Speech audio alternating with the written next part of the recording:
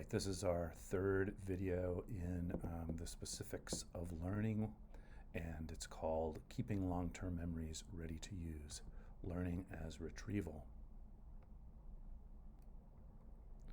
So recall that the three stages of learning: encoding, storing, retrieving. This is about that third stage. So retrieving, it's calling back long-term memories into working memory so you can reinforce them and put them to good use. So remember, the whole goal of real learning, as we're talking about it, is that you can do something. You can actually do something better at the end of the process that you couldn't do at the beginning of the process. It's not just packing short-term memory with some facts, getting an A on a test, and leaving it behind. It's actually bringing something into your mind so that you can put it to use in the world in a good, productive way for yourself and others.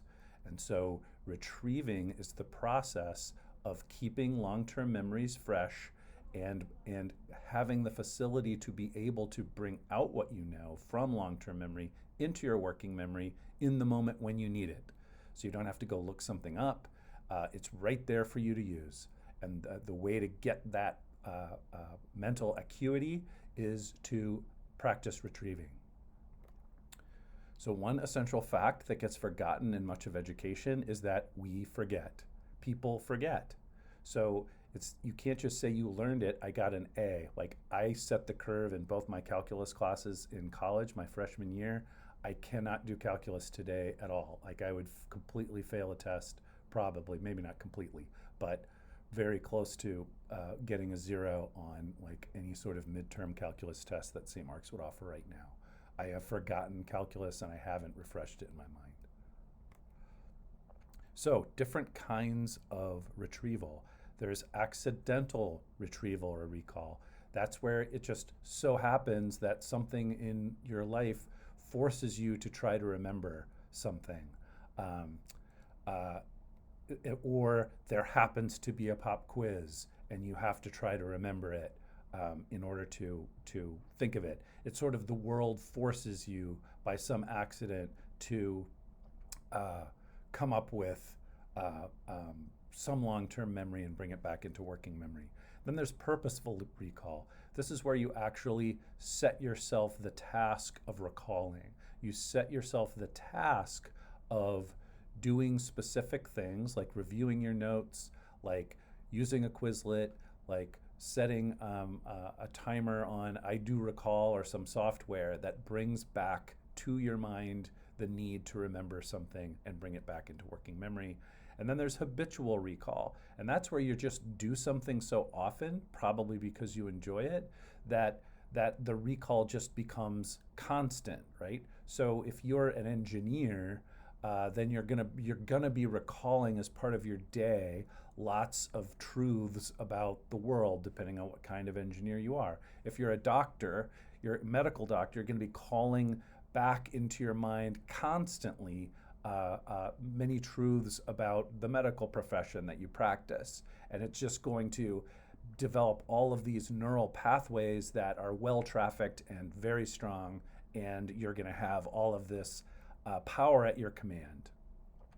And so the question is, how much of what you learn at school is like that for you, where there is no practical application so often yet?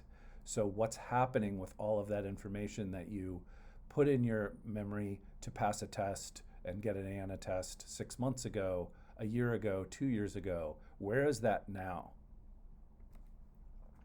So ways to retrieve. One is to love learning, because if you're trying to learn something, you're really trying to learn it and get it into your mind so you can use it, you're going to be recalling stuff all the time because you're going to get new information and you're going to want to connect it with old information, and you're going to want to retrieve that old information to help make new synthetic information with stuff you just learned. So you could structure courses around retrieving. You could structure individual classes around retrieving. So you could have recalls at the beginning of class or the end of class. You could make sure that every week there's a recall about something important in the course.